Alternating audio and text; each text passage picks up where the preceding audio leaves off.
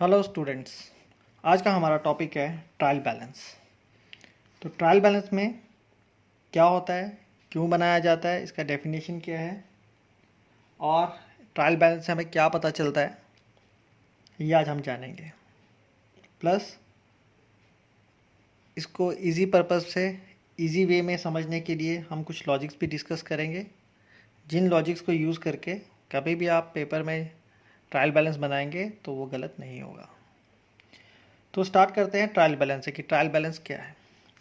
तो trial balance जैसे कि इसके वर्ड, जो इसका पूरा वर्ड ट्रायल बैलेंस है, इसी के अंदर ही इसका मतलब है ट्रायल ऑफ बैलेंसेस। बैलेंसेस कौन से? जो हमारे लेजर बैलेंस होते हैं। तो जब हमने अपने लेजर अकाउंट्स प्रिपेयर किए थे तो हमने देखा था कि हमारे लेजर अकाउंट में कुछ अकाउंट्स के बैलेंसेस बचते हैं। इधर इट इज़ है डेबिट बैलेंस और it is a credit balance, और कुछ ऐसे अकाउंट्स होते हैं, लेजर अकाउंट्स होते हैं, जिनमें बैलेंस नहीं बचता है, यानी कि उसमें डेबिट और क्रेडिट बराबर होता है। तो at the end of a particular period जब हम अपने सभी अकाउंट्स को क्लोज करते हैं, लेजर अकाउंट्स को बैलेंस आउट करते हैं, तो जितने हमारे पास बैलेंसेस होते हैं तो उसमें जैसे कुछ डेबिट बैलेंसेस होंगे, कुछ क्रेडिट बैलेंसेस होंगे। तो आइडली हमारे पास जो डेबिट बैलेंसेस का टोटल है वो किसके बराबर होना चाहिए? क्रेडिट बैलेंसेस के टोटल के बराबर। उसी चीज़ को चेक करने के लिए हम क्या बनाते हैं? Trial balance. That means trial of the various balances which are in the ledger account. Okay, so अभी हम बात कर रहे हैं ट्रायल बैलेंस की डेफिनेशन की, और हम बात करेंगे अब कि ट्रायल बैलेंस बनता कैसे। ट्रायल बैलेंस एक टेबुलर फॉर्म में बनता है, लेकिन उससे पहले हम ये जानते हैं कि ट्रायल बैलेंस के लिए हमारे पास जो वेरियस अकाउंट्स होते हैं उसको हम कैसे कैटेगराइज करते हैं और किस लॉजिक से वो बैलेंसेस ट्रायल बैलेंस के डेबिट बैलेंस या क्रेडिट बैलेंस में आइडियली होने चाहिए। तो स्टार्ट करते हैं। जो हमारा मॉडर्न क्लासिफिकेशन है उसके अकॉर्डिंग हम देखते हैं हमारे जितने भी अकाउंट्स होते हैं उसको हम, जो ये बिलो कैटेगरीज दिए हैं, इनमें हम डिवाइड करते हैं। तो first one is assets, liabilities, expenses, incomes, losses and gains. तो ये हमारी ब्रॉड कैटेगरीज हैं जिसमें हम अपने जितने भी अकाउंट्स हैं उनको डिवाइड या कैटेगराइज कर सकते हैं। फॉर ईज पर्पस यहाँ पर मैंने कुछ और लिखे हैं अकाउंट्स, जैसे कि outstanding expense, accrued income, prepaid expense, income received in advance. तो अब हम बात करते हैं कि एसेट्स अगर कोई होगा तो उसका डेबिट बैलेंस होना चाहिए, क्रेडिट बैलेंस होना चाहिए, एंड सिमिलर फॉर बाकी भी कैटेगरी ऑफ अकाउंट्स की। तो पहले हम बात करते हैं एसेट्स की। तो जो एसेट्स होते हैं उनका हमेशा डेबिट बैलेंस होगा, लाइबिलिटीज़ का क्रेडिट बैलेंस होगा, expenses debit balance, incomes credit balance, losses debit balance, gains credit balance. अब हम बात करेंगे आउटस्टैंडिंग एंड एक्रूड की और प्रीपेड की। आउटस्टैंडिंग एक्सपेंस मतलब हमारा वो एक्सपेंस जो हमें पे करना था लेकिन अभी तक हम पे नहीं कर पाए हैं, तो वो हमारी क्या बनती है? लाइबिलिटी। तो मान लीजिए आपने रेंट पे करना है लेकिन अभी तक आपने करंट मंथ का रेंट पे ही नहीं किया, तो वो आपकी क्या बन गई? लाइबिलिटी, यानी कि आपने वो पेमेंट किसी को करनी है। तो वो जो पेमेंट लाइबिलिटी बनी है, तो लाइबिलिटी का हमारा रूल है क्रेडिट का, सो आउटस्टैंडिंग एक्सपेंस का बैलेंस क्या होगा? Credit balance. Accrued income, accrued income means वो इनकम जो ड्यू होगी है, जो हमें मिलनी चाहिए लेकिन अभी तक नहीं मिली है। For an example, fixed deposit पे जो इंटरेस्ट मिलता है, अभी फिक्स्ड डिपॉजिट पे इंटरेस्ट ड्यू हो गया है लेकिन बैंक ने अभी तक हमारे अकाउंट में उसको ट्रांसफ़र नहीं किया, तो ये हमारे पास क्या होगी? एक इनकम जो एक्रू हो चुकी है लेकिन अभी तक हमें मिली नहीं है, तो इसका क्या रहेगा हमारे पास? Debit balance. Then prepaid expense. Prepaid expense क्या हुआ? वो एक्सपेंस जो हमने एडवांस में ही पे कर दिया। तो जैसे हमने पहले रेंट की बात की थी आउटस्टैंडिंग, अब हम अगर बात करते कि वही रेंट अगर हमने एडवांस में पे कर दिया, 1 महीने का एडवांस में पे कर दिया, तो वो हमारा क्या बन जाएगा? एसेट बन जाएगा, राइट। और एसेट का रूल क्या है उसका, क्या होगा, डेबिट बैलेंस होगा, वैसे ही प्रीपेड एक्सपेंस का डेबिट बैलेंस होगा।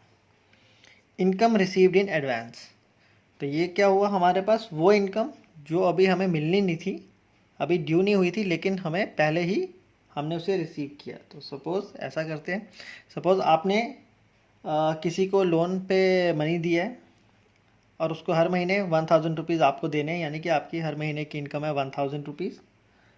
अभी क्या हुआ कि से जनवरी मंथ है, तो उस पर्सन ने आपको फरवरी और मार्च का जो इंटरेस्ट है वो एडवांस में ही पे कर दिया, यानी कि जो आपकी इनकम थी जो आपको फरवरी और मार्च में मिलनी थी वो आपको जनवरी में ही मिल गई।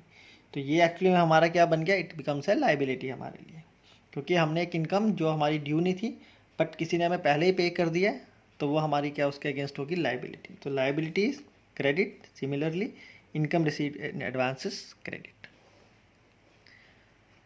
अब हम बात करते हैं ट्रायल बैलेंस की, कि ट्रायल बैलेंस जो है वो कैसे बनाया जाता है। तो ये हमारे पास ऊपर कैटेगरीज जब क्लियर हो जाएंगी तो हमारे ट्रायल बैलेंस बनाना बहुत ईजी हो जाएगा। तो ट्रायल बैलेंस जो भी है हमारे पास एक पर्टिकुलर डेट होता है, यानी कि एज ऑन, ये ध्यान रखिएगा, एक पर्टिकुलर डेट पे ट्रायल बैलेंस बनता है। यहाँ पे मैं ले रहा हूँ ट्रायल बैलेंस एज ऑन 31 मार्च 2020। अब ट्रायल बैलेंस में हमारे पास जो टेबल बनता है वो कैसा होता है, serial number, particulars, debit balance and credit balance. यहाँ पर अभी मैंने एक लॉजिक का कॉलम ऐड किया है सिर्फ समझने के लिए, जो हमने ऊपर पढ़ा था कि कौन सी कैटेगरी का बैलेंस डेबिट या क्रेडिट होगा। चलिए स्टार्ट करते हैं। तो कुछ मैंने अभी कुछ अकाउंट्स लिए हैं जो कि आपके asset, liability, income, expense, gain, loss कुछ भी हो सकता है। उसी का लॉजिक बना के हम देखेंगे उसका डेबिट बैलेंस आना चाहिए या क्रेडिट बैलेंस। तो अगर हम बात करें लैंड एंड बिल्डिंग, पहला लिया हमने लैंड एंड बिल्डिंग। तो land and building is an asset. तो जैसे हमने देखा था कि एसेट जो है that is always a debit balance, तो इसका क्या आएगा, डेबिट बैलेंस। बैंक लोन, तो bank loan is our liability, यानी कि हमें बैंक को पैसा देना है, हमने बैंक से कुछ लोन लिया है, दैट मीन्स वो हमारी लाइबिलिटी बन गया क्योंकि हमें बैंक को वापस करना है। तो लाइबिलिटी इज क्रेडिट, तो liability under credit. Cash is an asset, so asset is debit. Bank balance is an asset, again तो asset is debit. Capital, capital is always a liability. तो कैपिटल किसकी हुई, ओनर की, जो owner है उसने जो इन्वेस्टमेंट किया है वो बिजनेस के लिए लाइबिलिटी है, तो लाइबिलिटी का जैसे हमने समझा है क्रेडिट बैलेंस है, तो कैपिटल का credit balance. Sales is our income, incomes का क्रेडिट बैलेंस है, तो जो सेल्स है दिस इज इनकम, तो इसका क्रेडिट में जाएगा। परचेजेस इज एन एक्सपेंस, तो इट बिकम्स डेबिट बैलेंस, तो ये डेबिट में जाएगा। सैलरी इज एन एक्सपेंस, तो ये हमारा डेबिट बैलेंस, क्योंकि expenses all comes under debit. Interest received, interest received हमारा इनकम है, तो income is a credit balance, तो हमने क्रेडिट में लिया। And bank overdraft, bank overdraft is a liability, जैसे हमने बैंक से लोन लिया वैसे हमने बैंक से एक ओवरड्राफ्ट फैसिलिटी लिया है, तो liability is credit, so liability is credit. अब हम अगर दोनों साइड का टोटल करेंगे ये हमारा मैच करना चाहिए। तो जैसे हमने डेबिट का टोटल किया 12,10,000 और क्रेडिट का टोटल लिया 12,10,000, दैट मीन्स कि हमारे पास ये लग रहा है कि जो हमारा ट्रायल बैलेंस है से हमें ये पता चल रहा है कि जो हमने अकाउंट्स में एंट्रीज किए हैं, जो हमने बुक कीपिंग में अपने अकाउंट्स मेंटेन किए हैं, अकाउंटिंग की है, वो हमारी इन फर्स्ट को अभी सही लग रही है, क्योंकि हमारे पास जितने डेबिट बैलेंसेज हैं उतने ही क्रेडिट बैलेंसेज हैं। तो जब हम आगे पढ़ेंगे रेक्टिफिकेशन ऑफ एरर्स, तब हमें पता चलेगा कि अगर आपका एसेट और डेबिट बैलेंस और क्रेडिट बैलेंस ट्रायल बैलेंस में मिलते हैं तो भी उसमें गलती हो सकती है, बट वो एक एडवांस स्टेज में पढ़ेंगे। अभी के लिए हम बस इतना समझ रहे हैं कि जो भी हमारे पास अकाउंट्स होते हैं at the end of the particular period, उनके जितने बैलेंसेस होते हैं उसके डेबिट बैलेंस हमेशा क्रेडिट बैलेंस के बराबर होते हैं, और डेबिट बैलेंस क्रेडिट बैलेंस के बराबर है, इसको जानने के लिए हम क्या बनाते हैं, अपना ट्रायल बैलेंस। तो आज हम इतना ही पढ़ेंगे।